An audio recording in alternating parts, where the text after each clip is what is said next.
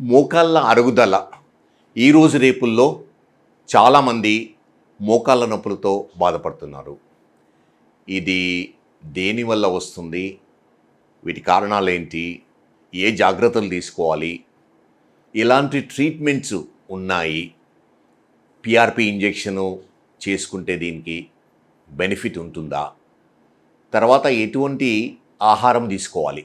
దాని గురించి మనం ఈరోజు మాట్లాడుకుందాము. మోకాళ్ళ నొప్పులు అనేటివి చాలా రీజన్స్ వల్ల వస్తూ ఉంటాయి.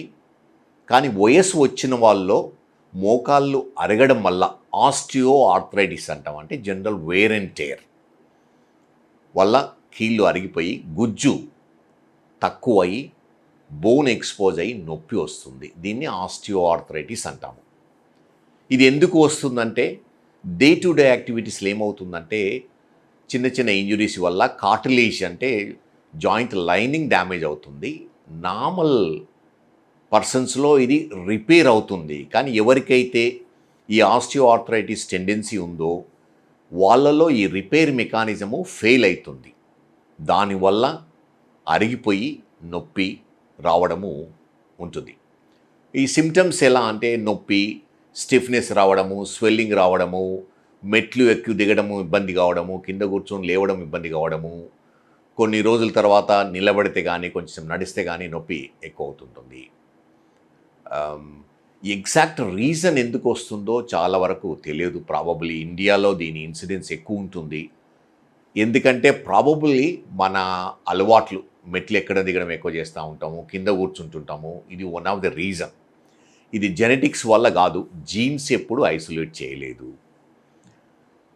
సో ఇది ఈ 4 స్టేజెస్లో ఉంటుంది ఆస్టియో ఆర్థరైటిస్ అనేది. Stage 1 to stage 4. 90% of the పేషెంట్స్కు ఆపరేషన్ లేకుండానే ట్రీట్మెంట్ ఇవ్వడానికి వీలవుతుంది. ఎలాంటి అంటే ఇనీషియల్గా వెయిట్ ఉన్న వాళ్ళు వెయిట్ తగ్గించడం వల్ల, సరైన ఫుడ్ తీసుకోవడం వల్ల, మన కండరాలు నీ కండరాలు స్పెషల్లీ స్ట్రాంగ్ చేయడం వల్ల చాలా వరకు సిమ్టమ్స్ కంట్రోల్ అవుతున్నాయి.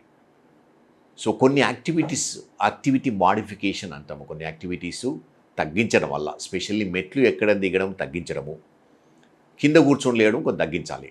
కానీ వాకింగ్ అనేది చాలా ఇంపార్టెంట్. ఒకసారి ఏమవుతుంది, నా దగ్గరకు వచ్చి అడుగుతూ ఉంటారు, సార్ డాక్టర్ దగ్గరికి వెళ్ళాను, ఎక్స్రే తీశారు, కొంచెం అరిగిపోయింది, మీరు వాకింగ్ ఆపేయండి అమ్మా, రెస్ట్ తీసుకోండి అని చెప్పారు. అది నిజం కాదు. వాకింగ్ అనేది చాలా ఇంపార్టెంట్. మోకాళ్ళ అరుగుదల బిగిన్ అయిన వాళ్ళకు వాకింగ్ చేయడం వల్ల ఏంటంటే మన న్యూట్రిషన్ ఇంప్రూవ్ అవుతుంది, మోకాళ్ళకు కండరాలు బలంగా అవుతాయి. దానివల్ల ఏమవుతుందంటే అరుగుదల స్లోగా ఉంటుంది.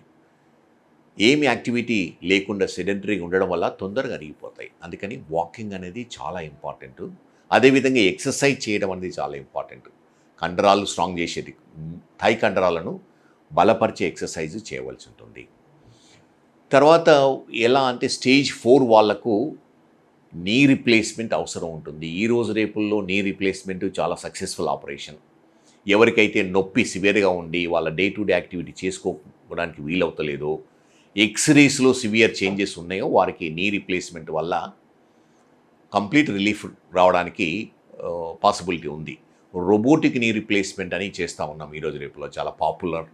ఎందుకంటే దీనివల్ల నొప్పి తక్కువ ఉంటుంది, ఫాస్ట్గా రికవర్ అవుతారు, తక్కువ కట్ చేస్తాము, ప్రిసిషన్ బాగుంటుంది, దీని లైఫ్ స్పాన్ కూడా ఎక్కువ రోజులు ఉండడానికి ఉంటుంది. సో ఇంకొకటి ఈరోజు రేపుల్లో పిఆర్పి ఇంజెక్షన్స్ అని చాలా వింటున్నాము, చాలా అడ్వర్టైజ్మెంట్ వస్తున్నాయి. పిఆర్పి ఇంజెక్షన్స్ అనేది ప్రాబబులీ ఎవరికి అవసరం ఉందో వాళ్ళకి ఇస్తే కొంతవరకు బెనిఫిట్ ఉంటుంది. కానీ స్టేజ్ 3, స్టేజ్ 4 వాళ్ళకు పిఆర్పి ఇంజెక్షన్స్ పనిచేయవు, తీసుకోకూడదు. ఎందుకంటే ఎవరికైతే ఆపరేషన్ అవసరం ఉందో ఈ ఇంజెక్షన్ తీసుకోవడం వల్ల ఏమవుతుందంటే ఒకవేళ లోపలికి ఇన్ఫెక్షన్ వెళ్ళిందంటే ఈ ఆపరేషన్ చేస్తే కాంప్లికేషన్, ఇన్ఫెక్షన్ వస్తుంది, ఆపరేషన్ కూడా చేయలేము. అందుకని ప్రాబబ్లీ స్టేజ్ 2 వాళ్ళకు కొంచెం అరుగుదల ఉండి నీ జాయింట్లో లూజ్ బాడీస్ లేకుండా, ఫ్లూయిడ్ లేకుండా ఉన్న వాళ్ళకు ఈ పిఆర్పి కొంతవరకు పనిచేస్తుంది. పిఆర్పి అనేది కంప్లీట్ క్యూర్ చేయరు. తర్వాత కొందరికి పని చేస్తుంది, కొందరికి పని చేయకపోవచ్చు.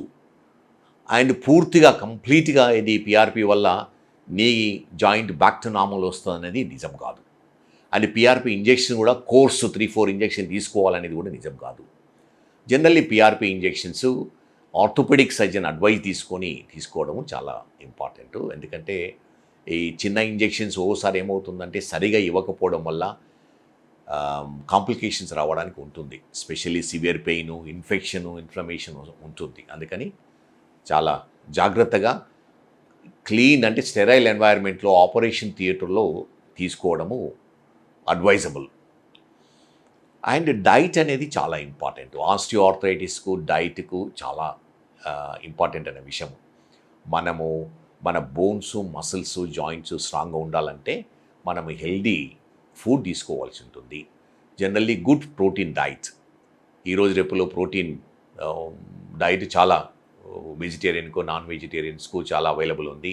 డ్రై ఫ్రూట్స్ తీసుకోవడము, పీనట్స్ తీసుకోవడము, పప్పులు తీసుకోవడము, మీట్, ఎగ్, చికెన్, మటన్ తీసుకోవడం వల్ల ఏమవుతుందంటే మనకు ఎనఫ్ గుడ్ క్వాలిటీ ప్రోటీన్ వస్తుంది.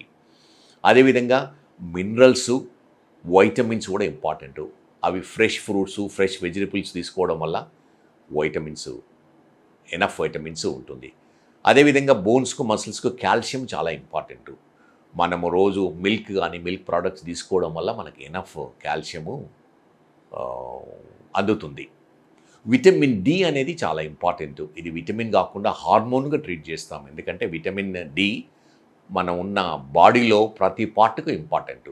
స్పెషల్లీ బోన్స్కు, జాయింట్స్కు, మసిల్స్కు చాలా ఇంపార్టెంట్. ఇది డెఫిషియన్సీ ఉండడం వల్ల బోన్ పెయిన్స్ వస్తుంటుంది, వీక్నెస్, ఫ్యాటిగ్, తొందరగా టైర్డ్ కావడము లాంటిది సిమ్టమ్స్ ఉంటాయి. విటమిన్ డి అనేది జనరల్లీ మన స్కిన్లో కొలెస్ట్రాల్ నుంచి ప్రొడ్యూస్ అవుతుంది సన్లైట్ వల్ల. కానీ ఈ సన్ రేస్ అనేది 10 AM నుంచి 3 PM మధ్యన ఉన్న సన్ రేస్లనే ఈ అవసరమైన అల్ట్రావైలెట్ రేస్ ఉంటాయి. అప్పుడే ఎక్స్పోజ్ ఓవర్ 30 minutes మన స్కిన్ ఎక్స్పోజ్ చేస్తే మనకి ఎనఫ్ విటమిన్ డి ప్రొడ్యూస్ అవుతుంది. మోస్ట్ ఆఫ్ ది టైమ్ ఇది ప్రాక్టికల్గా పాసిబుల్ కాకపోవచ్చు చాలామందికి. ఈరోజు రేపుల్లో బిజీ లైఫ్లో ఐటీ జాబ్ చేస్తూ మిగతా యాక్టివిటీస్, ఇండోర్ యాక్టివిటీస్ ఉన్న వాళ్ళకు పాసిబిలిటీ ఉండకపోవచ్చు. అందుకని ఈ విటమిన్ డి సప్లిమెంటేషన్ తీసుకోవడము అవసరం ఉంటుంది.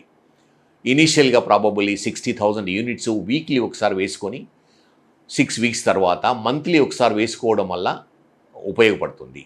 ఈ vitamin D tablets or liquid వేసుకోవడం వల్ల ఏంటంటే టాక్సిసిటీ రాదు. ఇంజెక్షన్స్ తెలియకుండా విటమిన్ డి ఇంజెక్షన్స్ తీసుకోవద్దు. మన విటమిన్ డి లెవెల్ చెక్ చేసుకొని మరీ తక్కువ లెవెల్లో ఉంటే విటమిన్ డి తీసుకోవాల్సి ఉంటుంది. అదర్వైజ్ ఇంజెక్షన్స్ లేకుండానే టాబ్లెట్స్ తీసుకోవడం అనేది ఇంపార్టెంట్.